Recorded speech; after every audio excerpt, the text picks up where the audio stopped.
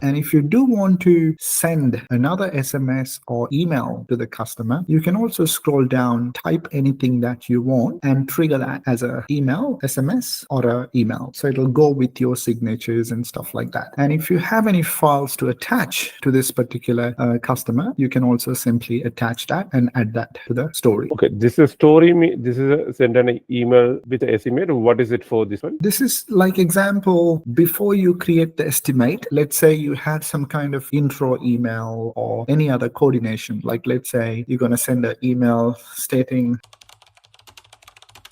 now, right now, you might use Gmail or Outlook to write these emails. Instead, you can write it from here itself, and it'll still send a copy to your inbox, but it'll keep all those communications in one place itself. So it'll keep everything logged here. So you don't need to search for what email you send for which customer. So that's the purpose of that.